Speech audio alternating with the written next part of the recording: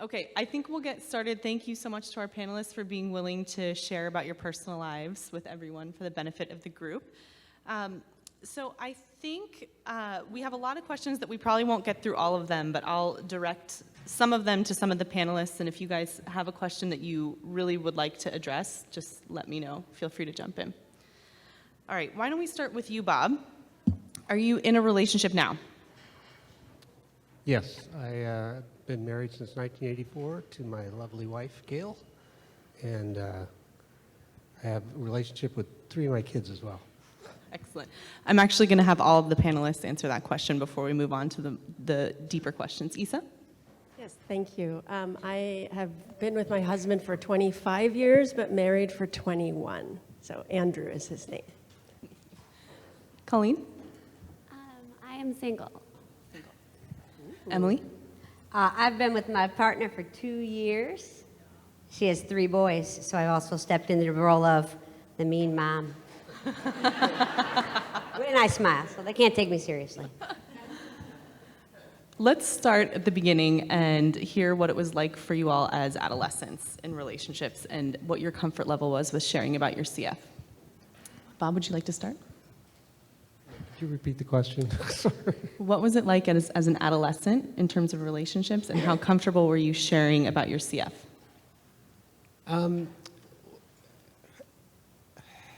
I was pretty open with people that I trusted that knew a little bit about CF.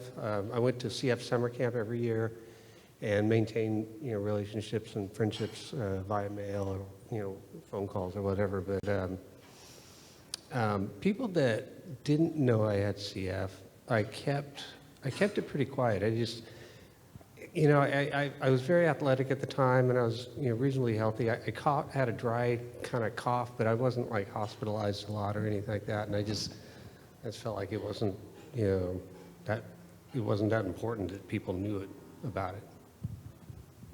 Thank you. Colleen? So for me, it wasn't like a comfort thing, but rumor had gone around my middle school, around like 12 or 13, that I was dying. So the conversations with people at that age started happening like not on my own accord, but more as like damage control. And then it was kind of like everyone in my class knew that I had CF, but there was a little bit of like who they had heard about it from was like how serious or severe they thought it was. If they heard about it from me, they knew it just took up a significant part of my day, but that it wasn't like I had an expiration date. So there, like the conversations were happening, but I wouldn't say that I was comfortable with them. But in that like age of my life, I had a consistent boyfriend, so he already knew about it when that like rumor had started. So that made that part easier, but the rest of it was not very easy. Did any of the 4 of you, the other 3 of you, have romantic relationships as teenagers and are willing to talk a little bit about what that was like? No. My story is very complex. That'll be in my memoir. I think I'm old, so my story of adolescence is maybe more indicative of adolescence in the 80s, where I didn't have an adolescence. I had a very, very, very delayed puberty, and probably related to poor nutritional status. So I had 0 interest in any dating or romance or any boys. And the one guy that liked me was also small and scrawny and did not have CF, but he had another issue, but I had nothing going on. So moving into young adulthood and just regular adulthood, when you're in a romantic relationship, or if you look back when you were first with your now permanent partners, at what point did you feel comfortable sharing about your CF? Why don't we start with you, Emily? I'll go. So Michelle is someone who I ran with for years and was also my physician when I broke my foot. you're not supposed to date your doctor. Didn't happen. It was months and months after. But yeah, we would run together, and she was also a respiratory therapist before becoming a surgeon and a doctor. So she was versed in CF, very open to listening and talking about my treatments and what CF is.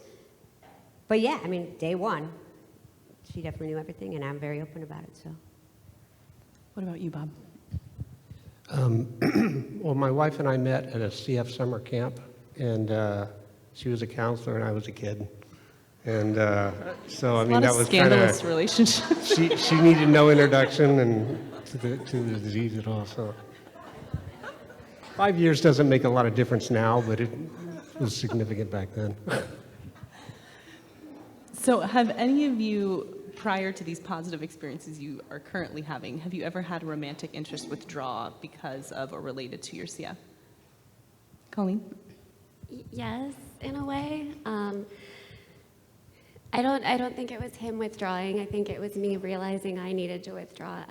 I had a PICC line for the first time in a relationship with a guy that, like, I had been with him a few months prior to the PICC line. And his, like, queasiness around the PICC line was just a huge, like, all right, if this is making you queasy, like, I'm sorry, but there's a lot more coming that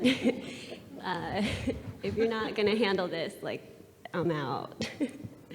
And I, in talking about that with people, like, it's been years since then. I think that maybe, like, I didn't give him a chance to step up to it, but, like, I don't know, you just don't have the time to teach people how to do that. I think it's easier and less stressful to just follow your intuition about whether or not it's a red flag. Just out of curiosity, how old were you in that relationship? This was at 28. Yeah. Any of the three of you have had that experience? Okay. I could answer the question you had asked earlier about telling my partner, and that was really, I think, important to me going to CF camp. It's really something I learned from other people with CF about how to communicate this, and most importantly, how to be confident that I have this disease, but it's one part of me, it's not all of me, and not feel so insecure about it. There's a lot of fish in the sea, and so if one person can't deal with the CF, I'll go on to the other. But I felt like I just want to bring that up because I think knowing others with CF was so important to me to help me find the words, have the confidence, have the strength to be able to be so honest with it. So I told my husband about the third day of our dating, and I used it as a weeding tool. Like, this is what I have, this is what I have to do, and this is why I'm in the dorm room with my sister, and that's it. And it was sort of really, you lay it out there for me, and then I just sort of waited till he responded. And based on his response would determine whether we would have the fourth day together. And we've had 25 years. I also kind of wanted to chime in when you said when, because I don't know if anyone read my little bio in the program, but I thought it would be funny to share my Tinder profile. So I usually it's like day negative something when I'm they ask what do you mean by must be open to chronic illness? And there is a way in which you can read how people approach that little vague disclosure and how they're asking for more info that really lets you know whether or not they actually are open to it or if they're just curious. Yeah, so day negative something for me.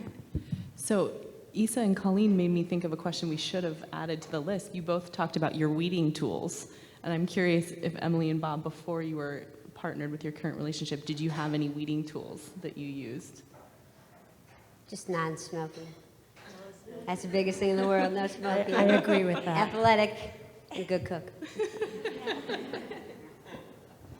No.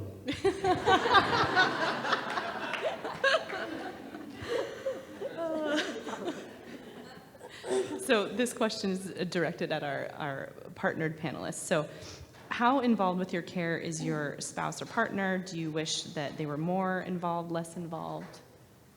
Bob's laughing, so I'm going to send that to him first. My wife and I have very different approaches to health maintenance. She does it and I don't. And it has caused conflict and stress between us at times. And just over the years as we've gotten to know each other and gotten to kind of work through some of the issues of, when is it okay for her to really just kind of push and when is it not okay? And I've gotten better over the years at being able to say, you're pushing too hard. I don't want to get to the point where I'm angry about something or whatever. Let's leave it here. And she's gotten better at hearing that, which is hard for her. So I give her a lot of credit. How about you, Emily? Yeah, so I've been, I think medical-wise with my CF treatments, I'm very independent with that, and I always have been, and I think since Kaleido, that's only helped. So she doesn't know me pre-Kaleido when I was sick, Emily, which I'm kind of happy about, but because that was more intensive and I was sick more often, so she hasn't really had to see that. She pushes me with exercise and running, but then also telling me to lay on the damn couch and not do anything because I tend to go a lot until it's too much. But on the medical side, she stands back and I do that stuff at my house, aside from IV infusions if I have to. But I think it's a good balance. She does have knowledge of being a physician, and sometimes we butt heads about no, I've been living this for 37 years. I know what you think and you see in your patients is true, but that doesn't affect me. So there's little conflicts there, but we laugh about it after we fight.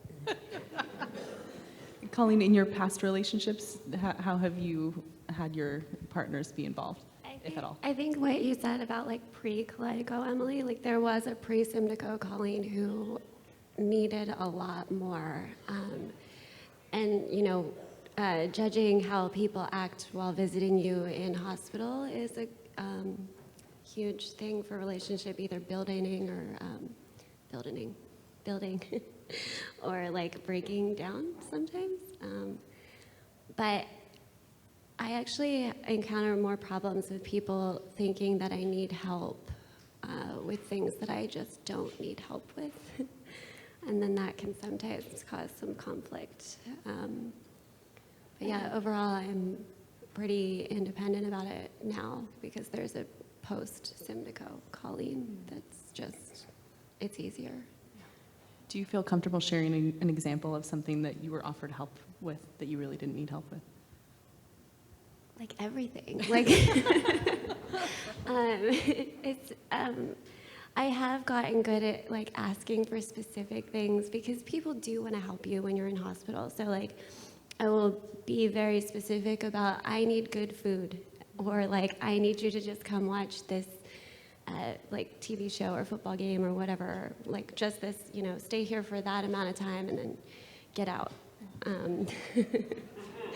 But yeah, I don't know. I guess it's almost like a delegating role that you take on because you're okay, well, I don't want your help, but you want to help, so I'm going to give you something very specific to do. Yeah. Thank you.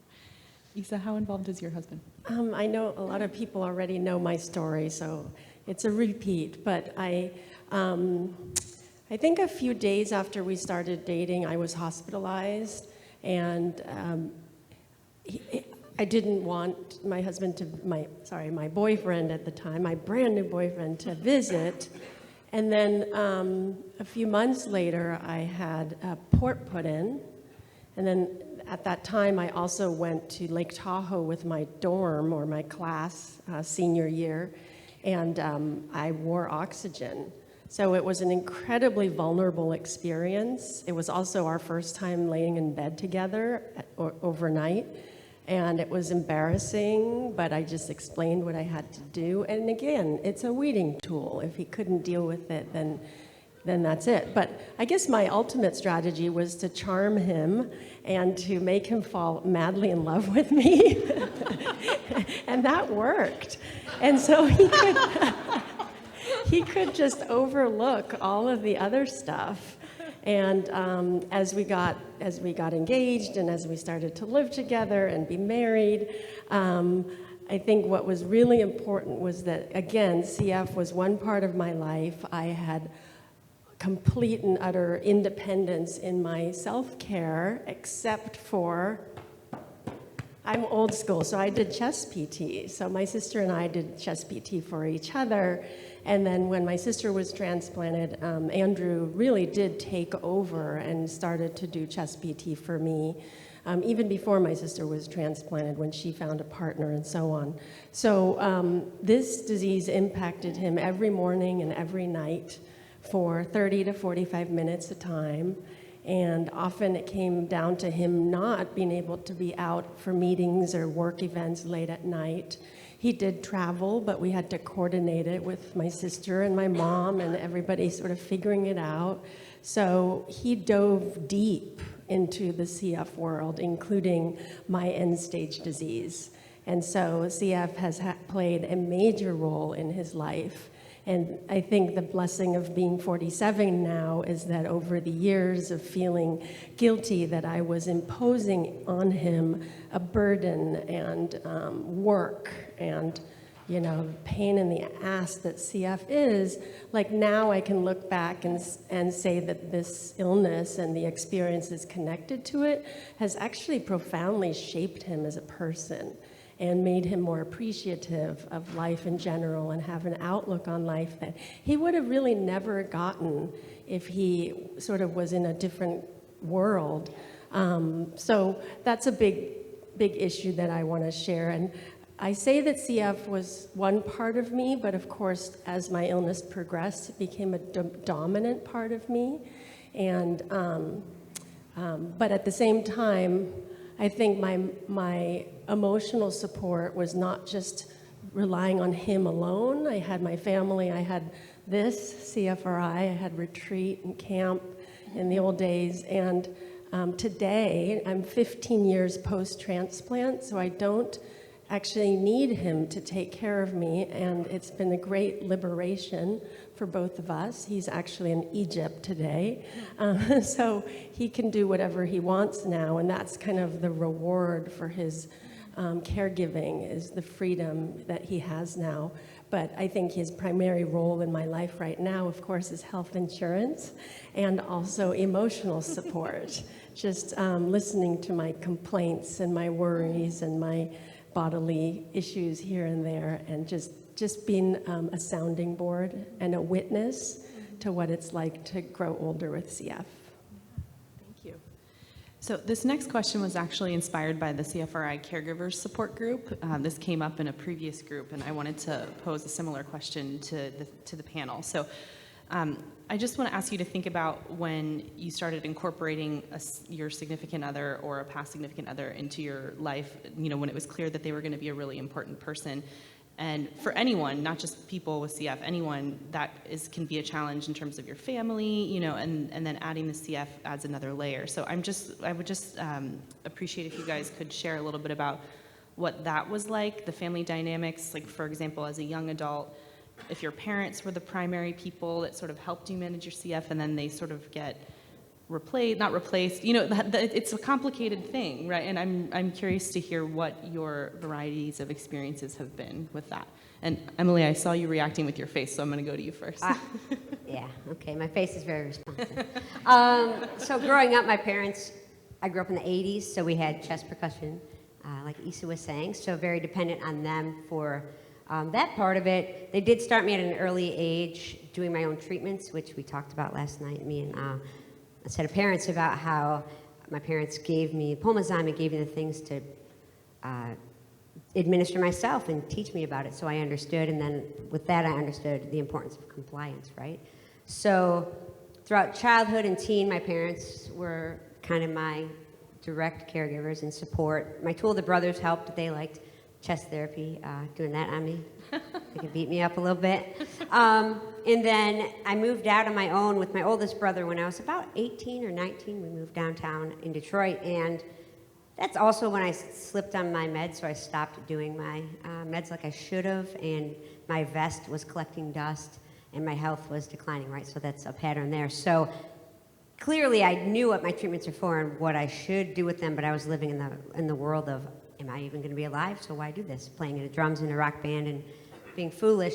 So, and my brother, being a great older brother, he taught me how to party and drink, but didn't really help take care of me, right? So it was a learning experience, and as I moved older and took control of my life, which is something we all have to do at a certain point, is really gain control of our life, and I started exercising and then doing my treatments super on the reg.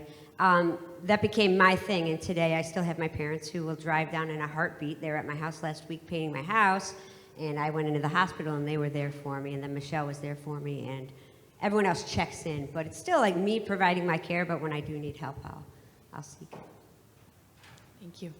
Colleen, any experiences you want to share? Family dynamics? I think that like what Isa said about the primary caregiving role being like providing insurance was hilarious, but so true. Like I was in a relationship, a pretty long, serious one, and like the prospect of marriage came up so much sooner than it should have, because if we got married, he could then provide the insurance. And that whole way of that conversation coming about was just icky, but like that's the reality of like our situation in America right now. So, yeah, at some point I am going to have to shift from, I'm very lucky, I'm a disabled dependent on my mother's insurance still at 33. At some point that is going to have to shift, and I think that's going to be the biggest shift for me, because I didn't grow, like, you know, my parents are providing the medications and the space to do them, like financially and everything, but it's always sort of been me. Of course, there's nagging when I was younger about not sleeping in too late so that I could do them before school and whatnot. And I think, just like Emily said, like when I went to college, there was a drop in compliance because I was like, no one's nagging me. I'm gonna sleep, but also I'm not gonna miss class. And yeah, so my parents helped me navigate that like balance and time management. And then, you know, I had to figure that out on my own, but I don't foresee that shifting to anyone else's responsibility at this point, but maybe in the future, I don't know. It'll be a new balance game to figure out. Thank you. Isa? Well, I sort of cheated. I had my parents, and then I had my complete and utter dependence on my sister, Anna, and we took care of each other for probably 10 years, 8 to 10 years before my marriage. So I was very fortunate to live away from home and to be very independent. Of course, relying on my parents for medical disability until my wedding day, and then also relying on them for financial support as well. So it was kind of that good old-fashioned transfer from parental dependence to then sibling dependence to dependence on my husband. Yeah. You're up, Bob. Well, when I left home, I was pretty young when I left home, and at the time, I really didn't need much. And you know, my parents were not very good at, you know, taking good care of me like that, and my health over the years has kind of declined, but I was already married, you know, when I started really needing a little more attention. So it kind of developed naturally. Thank you. So I want to put this question to all of you. Thinking back either on your current relationship or on past relationships, are there things that you would do differently now if you could do them over again? Colleen? I think I'm the safest person to answer this because I'm not going to offend any significant other that doesn't exist. That's why I laughed. But I didn't really have an answer while I was laughing. Yeah, I think you live and you learn through everything that may have gone wrong, and I'm not thinking of any specific. But like I said about learning how to delegate things where people feel like they're helping, even though you don't necessarily need it. Like there is, like, I've learned to allow people to have that feeling of being helpful. That sounds so weird. Yeah, like not pushing it away, like allowing them to also go through the experience of whatever they're going through without making it like all about me. Definitely not dating smokers ever again. Like what was I thinking? Yeah, also no cats, but that's not like a CF specific, that's just allergy specific. I'm gonna respect that part of my health as well. Yeah, I guess certain environments, and I think I've also learned that maybe certain like job lifestyles don't necessarily fit my life, like what they do for a living, impacting their hours, impacting my hours. So just like the respect for like my need for like rest and a consistent schedule where I am able to do my medications in a timely and not skipping fashion. Just little things, but like those things can be worked out, but because I like my schedule right now, yeah, I don't know if that's a live and learn. I don't know. That was a ramble. Thanks for listening. What about you, Isa? What would you do differently? Or a rephrase of the question is, what advice would you give to your younger self? Nice. I think along the same lines of what Colleen said, I think CF can be incredibly self-absorbing and selfish, and it's all we're really doing is trying to survive and protect ourselves. But I think, you know, and I don't think I did this intentionally, but just being able to balance our lives a little bit more. Of course, when somebody has a life-threatening illness and is end stage, there's no help. We can't help it. We have to focus on what's most urgent. But and I've tried to do this. I have tried to do this, to get out of myself and to ask him, what's important to you? What do you need? What support can I give you? And I mean, I've always had this philosophy, maybe because of my parents, like they're very, very independent people. And so Andrew and I are two very independent people who happen to share a bed at night and sleep, you know, live in the same place, but, and then care and are committed to each other. But he can live his life, he can pursue his passions and interests, and I can pursue mine. And yet we have to come together, at least sometimes, to just maintain the relationship. That was much harder when he was my caregiver, but there was still times when he was able to pursue his interests and passions.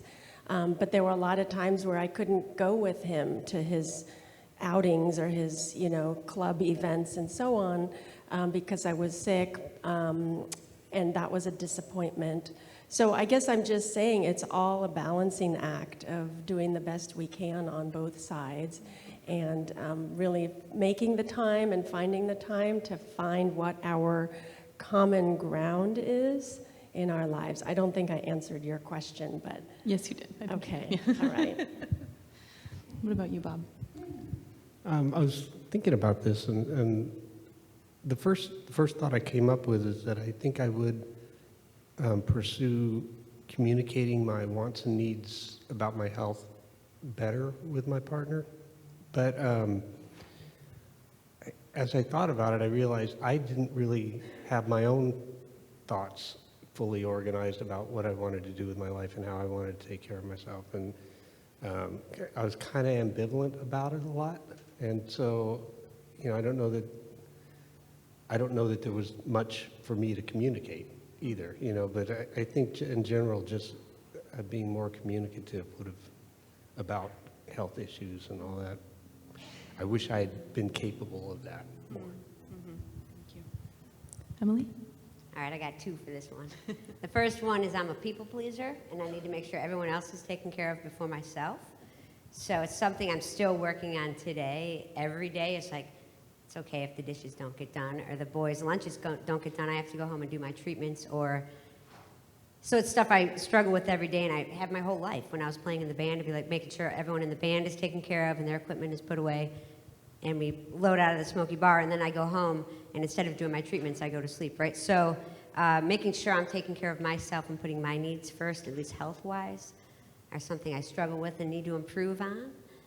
And then the other thing is if I could talk to my younger self, like, just don't be afraid of who I am. And that was something, I'm a minority in the minority, is what we're calling it. So a member of the LGBTQA plus I group.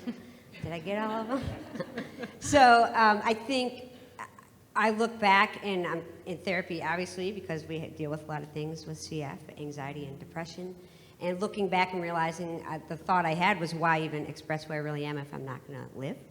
Because I thought I was going to die from CF early, so I didn't even bother searching or living that part of my life, because why, right? When people are always like, yay, CF, and then the other side is, boo, this is bad, you shouldn't be that. So like, there's an inner struggle that I have had and still have to this day, because I think our society's ready, and then I turn on the news and they're not ready. So it's a really hard thing inside, right?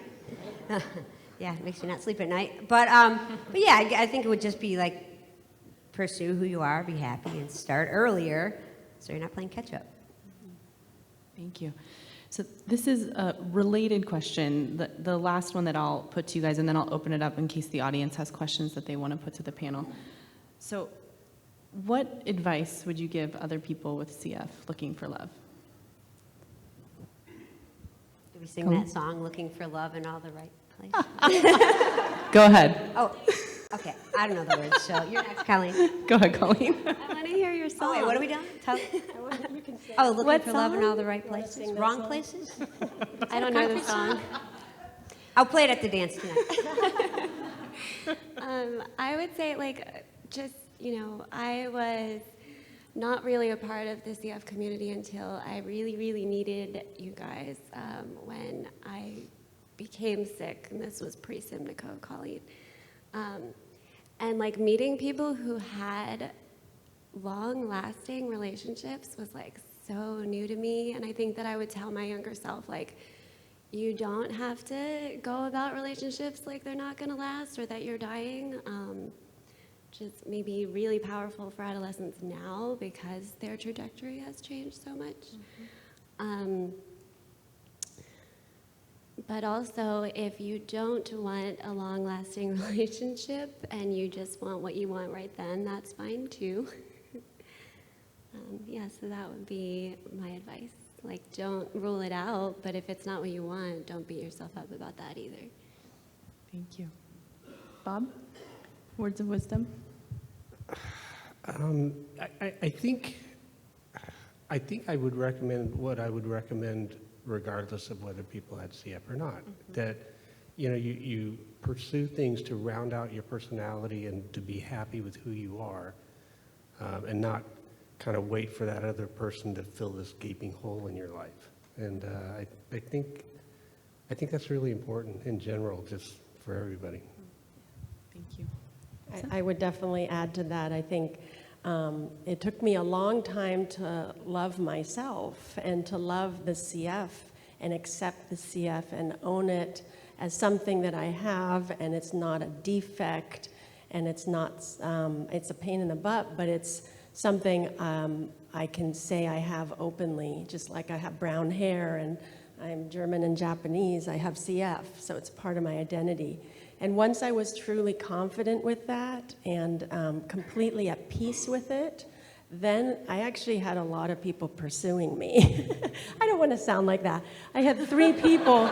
I had three people at the same time, and I was like, whoa, what's going on here? But it was because I kind of shifted to a place of confidence. And confidence, apparently, at least in my experience, was attractive. And it was kind of a groundbreaking thing for me that I had this experience of confidence with who I was. And, I was going to say something else, and I just blanked out. I think my other advice is to, and this is so hard because sometimes it's just not easy to do, but to separate from your parents, to grow up, if possible, not necessarily financially, but to live, if possible. I know some people can't do this, and I acknowledge that because survival is more important than anything. But that healthy separation from parents so that you can find your own self and then you can find a partner. I think you guys said it, like letting go of fear, letting go of those terrifying thoughts of nobody's going to love you because of your CF, or you're not worthy of love because of your CF, or some other issue that you have in your life. Those are just thoughts. And we need to come to you to talk about them, to let those things go. So. Thank you. I second that. I think the biggest thing is you have to love yourself before you can let anyone else love you or you love them, right? And that's something that I know probably a lot of people struggle with, right? Is that self-love head to toe and accepting who you are, all the craziness involved, right? So I think All the mucus and everything. all the mucus and gas. Where's Devin? So yeah, I think definitely that, and then knowing that you deserve love and to be uplifted, but you can also give that back just as strong and find somebody who treats you with respect and supports you and makes your life amazing, because you deserve that. Everyone deserves that, but sometimes it's hard to think that when you're going through stuff like that we go through every day. I do want to chime in and say that, like, you don't have to prevent relationships from happening just because you're hating yourself a bit, because I spent a long time hating myself a bit, and I found that relationships actually helped me hate myself less. Like, if other people are viewing you as lovable, sometimes that can help you then also view yourself as lovable. And yeah, so the whole, like, gotta love yourself first, like, yeah, maybe. You'll get there. I like that because as someone married for 21 years, I think you don't have to be complete when you meet someone. You grow together with them over time. I think this is the case for people without CF too. You grow together. You're not sure what you're going to turn out to be like in 5, 10, 15, 20, 30 years, but you walk together along that path to find out. Yeah. Thank you, guys. So I want to give the audience an opportunity either to pose questions to the panel, or because I know we have CF patients and their family members in the audience, if you have your own insights from listening to this conversation that you'd like to share, we'd love to hear them.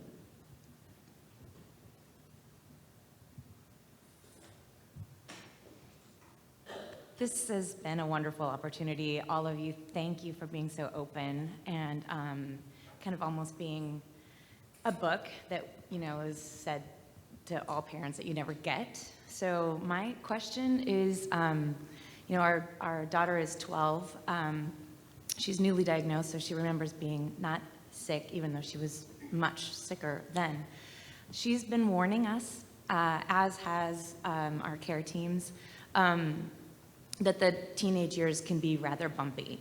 And what advice would you maybe offer as far as how parents can help facilitate that? How much should we let go and just, or how much do we need to stick? I know everything's a little different, but do you have instances where this worked, or you wish that your parents would have You want to go first? That's heavy. Yeah, come on.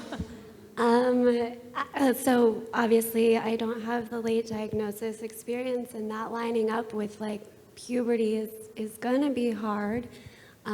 Providing her with the opportunities to see a counselor is going to be real important, I think, or could be real important. I know as a teen, I didn't want to talk to a counselor, or I would like lie. Yeah, so maybe also providing opportunities for her to connect with other teenage girls who have CF. I don't know how, maybe through Instagram or like, I don't ever tell people Facebook because there's a lot of real strong personalities on there. But having some kind of emotional support through that maybe isn't like an authority or is just kind of a peer could be very valuable. I do know a woman who had a late diagnosis who like had a lot of self-esteem issues following it. Like, who's going to find me sexy now? And I think it's important to highlight, like, you've always had CF.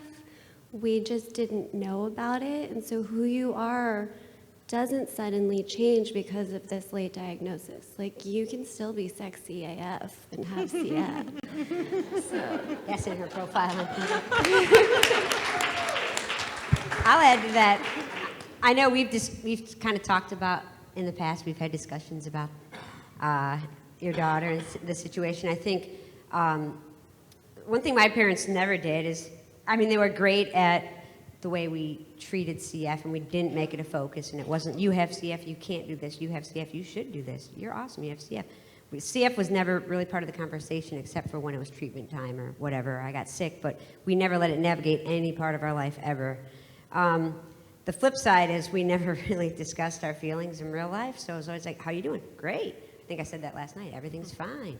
And we never really, my parents never asked me about potential relationships for me or if I was crushing on anybody, which is what I ask Michelle's boys all the time to see what they're up to. But we never had those open dialogues, right? But my parents never did treat me different, which I appreciate. And I think that would be an approach for all parents is, sure, your kid has CF, but treat them and navigate them as if they don't. Because even though she might focus that I have CF and she has these inner thoughts like it makes me different, I'm not lovable, that's fine, address those, but then don't even just let her do everything else and navigate with her the journey of a teenager without CF, and CF's just along for the ride. Any other responses from the panel on that question? If you don't mind, I would add that I think it's so important, for at least for me, to have something in the normal world that I was really good at.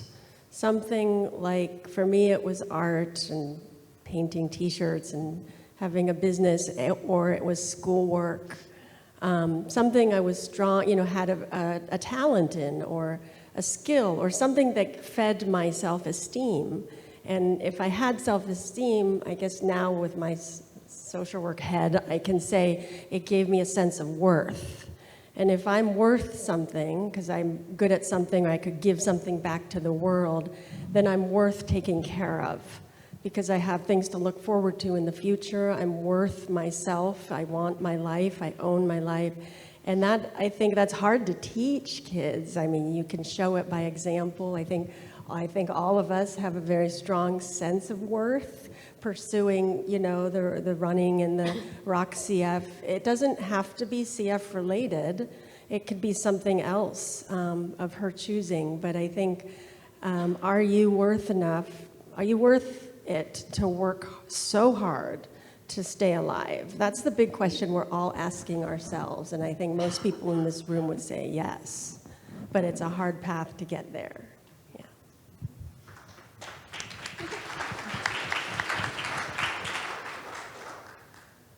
Thanks for your bravery. Oh boy. But anyway, this is not just for CF. The legalization of common law is no longer. Did you find the getting of the insurance or any other legal factors an encouragement to tie the knot? an encouragement to what? Tie the knot.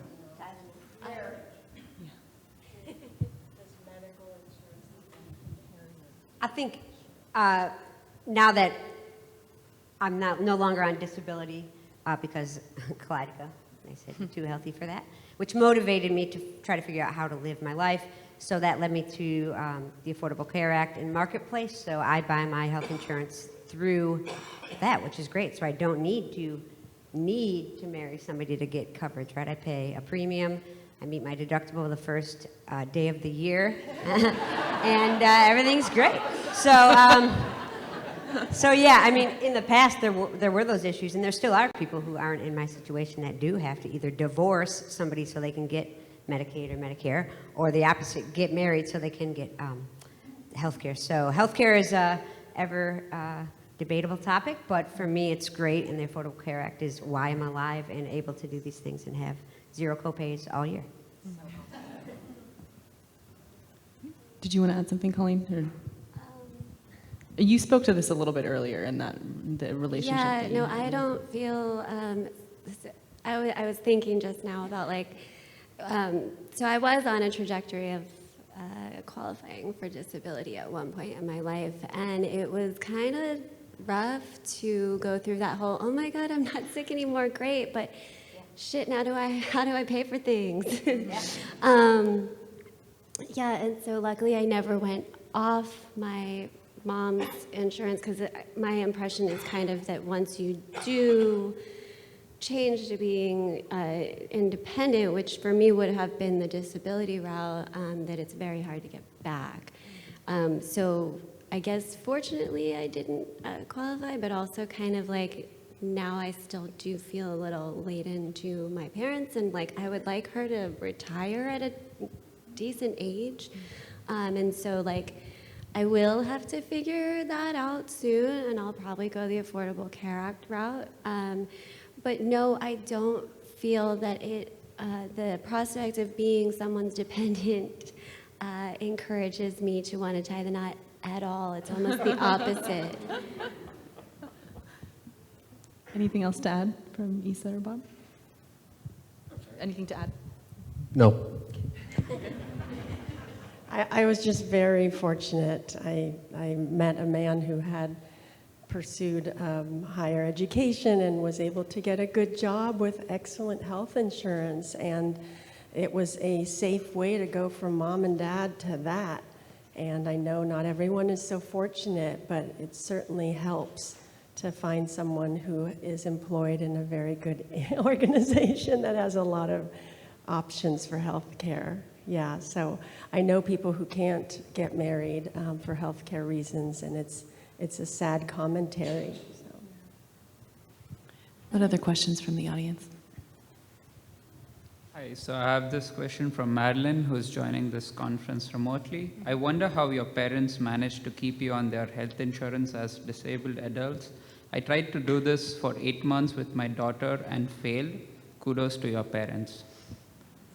So this, my mom, I'm very fortunate that my mom has a very good job with a international company with like large amounts of resources. It was a process through her, like, I think it was HR. It was some department in her big, huge corporation that she had to go to and talk to you about this, because it's sort of at this point, because I'm not on disability, it's like a tax dependency, like because I'm living in her home, because I'm still a child dependent, there's a bunch of things they went through to work out that it was legal. And I guess it's almost a gray area where if someone did want to come audit me, please don't. Mm-hmm. Yeah, I'm just very fortunate that that happened, and I don't think that that option is available through all plans. Like, I'm Blue Cross Blue Shield through a huge corporation. If your parents' provider is not that large scale, I just don't know if that's even an option. Yes, so when I was on disability and Medicare and Michigan Special Health Care, my primary was still my dad's up until I just bought into the exchange like 4 years ago, so until I was about 34, I'm not good at math, 33, all we needed for me to qualify, and my dad's retired from teaching, so I was on his retired Blue Cross plan was a note from my CF physician stating I was disabled because it matched up to my disability, and that would keep me on their insurance. But obviously, that's no longer. But yeah, there's definitely hoops to jump through. My understanding, again, this is a long time ago, but that I was able to work part-time and be on medical disability insurance. And this was with Kaiser, and the reasoning was that without health insurance, I would become disabled almost immediately. And then the cost of the medications would be prohibitive. And the inability to get insurance because of pre-existing condition, which is less of an issue now. So, of course, things change, but I think it's true with CF that without health insurance, we will become disabled pretty quickly. I'll say I will become disabled really quickly, and the cost of the medicines continues to be, really prohibitive for us to, get health insurance and survive without health insurance. So just in terms of the designation as a dependent adult, I just want to acknowledge every situation is different and just remind everyone about the resource of CF Legal. They have a lot of knowledge about that topic if you have personal questions about your individual situation. We have a few more minutes, Siri? 10 more minutes. Okay, any other questions from the audience? Hi, everybody. Thanks for coming up and speaking today.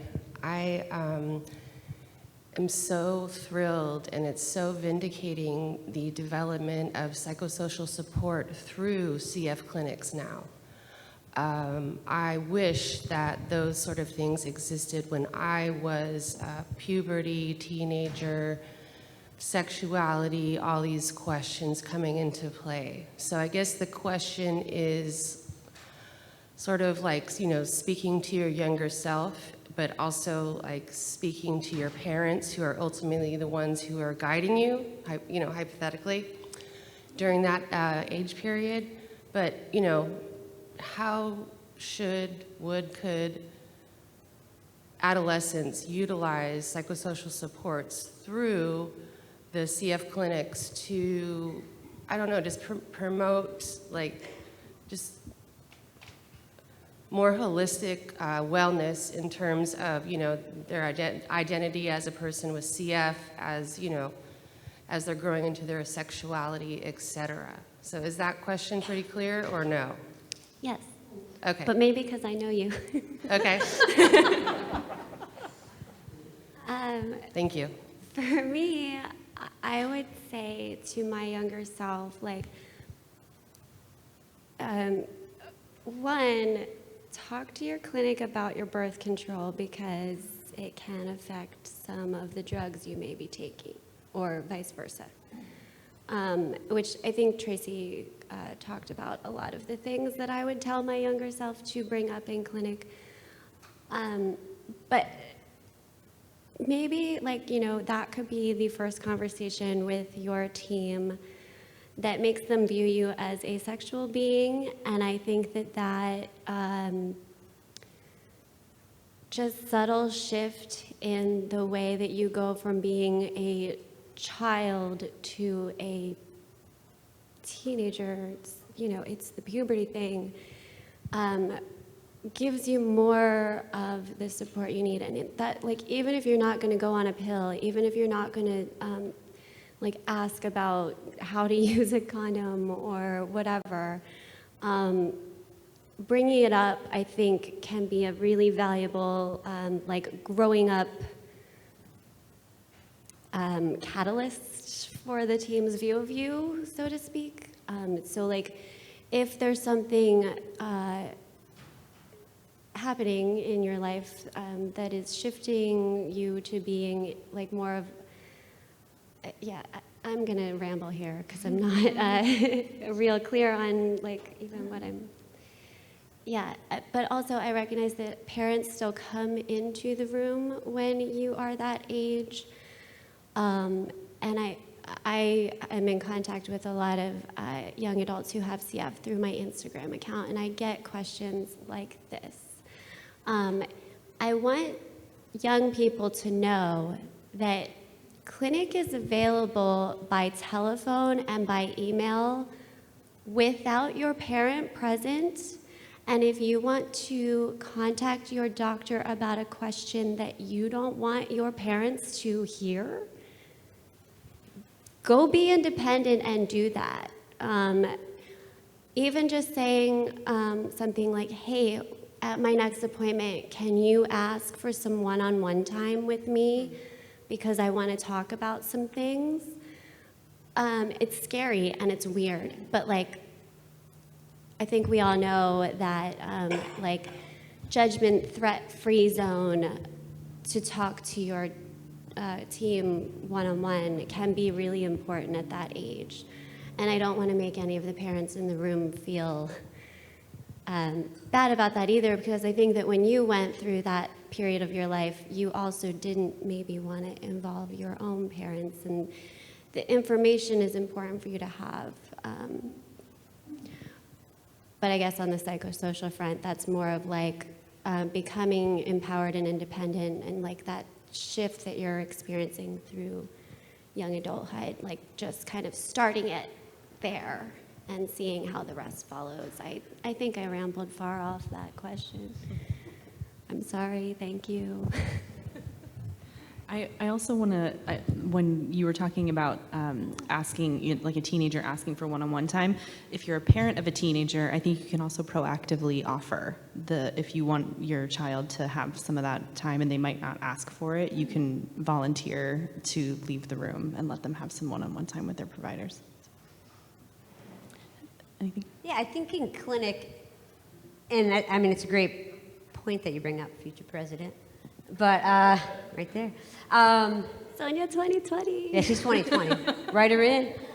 Up until recently, my CF visits from childhood till a few years ago were just strictly lungs, weight, enzymes. Like, that's it. Like, nothing else. Like, the social worker would come in awkwardly and be like, so, how's it going? And I'm like, I'm good. I'm safe at home. You know, like, CPS, don't you need to call them? So that's like, in my mind, that's what social workers do. They make sure you're okay. So, I'm cool. So I'm like, get out of here. You hold me up. But I think now that I've recognized the mental health issues or things that we deal with, and actually recognize myself, and then hearing others, adults and even teens talking about their own, and now with Alexander Quitner's work with the surveys that we take beforehand at clinic, I mean, that's opening that door for discussions about mental health, which is related to sexual health, and the awesome reproductive presentation that was just before this was amazing, and we're getting there. I don't think we're there yet, but some patients and doctors or their team have that different relationship where they can talk about it, but it's still awkward, and it shouldn't be. And I think, like we said, the earlier you start, the better, and I like the discussion about, at 10 years old, talking to your kid about the issues they have with reproductive health, like starting them at that age and making it comfortable. Then you can address it in clinics.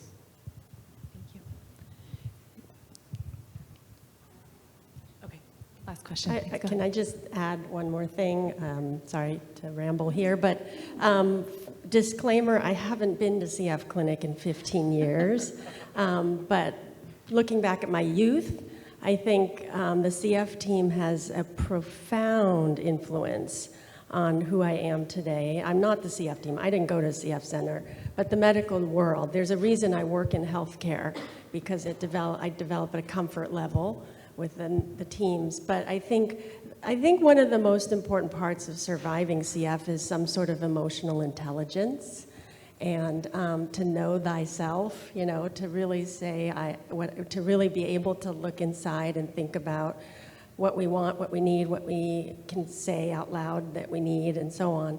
And so I think having people ask us that, and then wait and listen for our answer, I think it can shape our own development. So I just wanted to share that even if somebody says, I don't know, which usually is the case, right, with a teenager, but they're still thinking about it, to allow that and be with that, and eventually the I don't know will become, well, and then they will have something to say, so, yeah.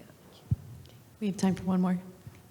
So I wanted to ask about how the conversation around reproductive goals and becoming or not becoming a parent someday had affected your relationships and what advice you may give to people who are navigating those decisions. I'll answer that. We wanted to have kids eventually. We were married 10 plus years before we did. And we adopted all three of our kids, and it was just such a natural thing that, you know, my wife was like, I'm not missing anything being pregnant, you know, or not being pregnant. And so it was I kind of lost track of what I was saying, but anyway.